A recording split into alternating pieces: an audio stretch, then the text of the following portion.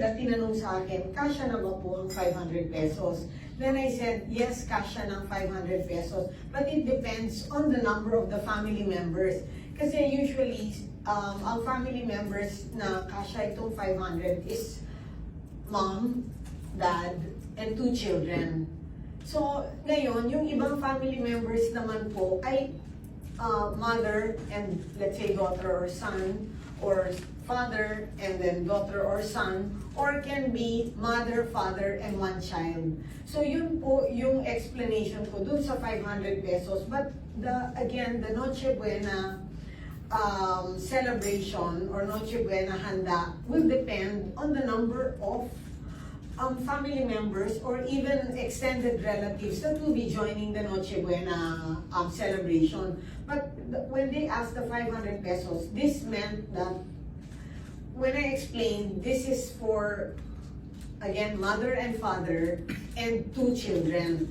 And then this guy, we got these prices from the price set by the DTI, which is this Noche Buena price guide list. In fact, itong price guide list, nandito po ito sa social media ng DTI at saka nandun din sa website ng DTI and nakapaskil din po ito sa groceries and supermarkets. So just to set the record straight, where we got the 500 pesos is for a family of 4, meaning mother, father, or basta 4 sila sa pamilya, meron na po itong Christmas ham na 170 pesos. And then yung spaghetti, which is the spaghetti noodles and the spaghetti sauce. So the noodles is 30 pesos. This is all from, again, we got this from the price guide. Dito lang kami nag-base. So the 30 pesos for the noodles and the 48.50 for the sauce. 48 pesos and 50 centavos. So a total of 78.50 for the spaghetti.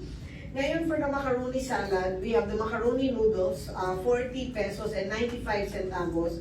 The mayonnaise is 55 pesos and the cheese is 56 pesos and 50 centavos. So a total of 152 pesos. Tapos kung you also want fruit salad for this, actually we made 3 options But you can, of course, you can make many options, no?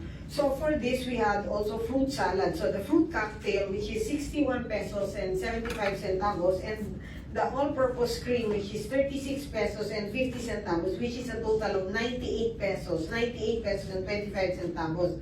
And then plus the Pinoy Pandesal of 27 pesos and 75 centavos. So this is 10 pieces. So total of 526 pesos and 95 centavos. So dito namin siya kinuha. Ngayon, if you want a Noche Buena handa na isa lang ang salad, meaning mamimili lang tayo, no? Macaroni salad or fruit salad, mababawasan po ito ng dito sa macaroni salad, mababawasan siya ng 152 pesos and 45 centavos. So we are complete. Wait, hold on. I'll get my other list. Spaghetti, macaroni salad, Pinoy Pandesal.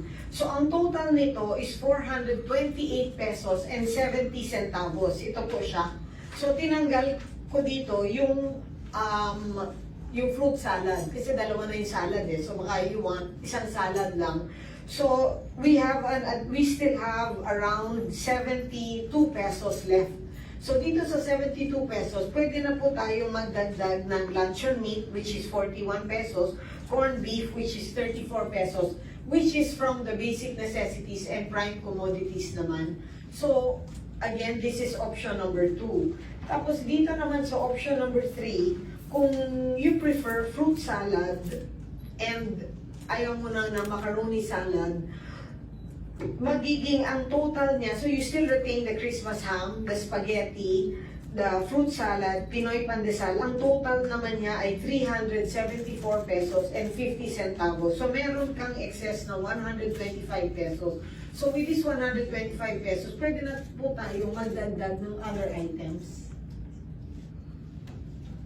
So in other words, for us, we got the 500 pesos price guide or 500 pesos amount from the Noche Buena price guide that was set by the DTI or that was given out by the DTI.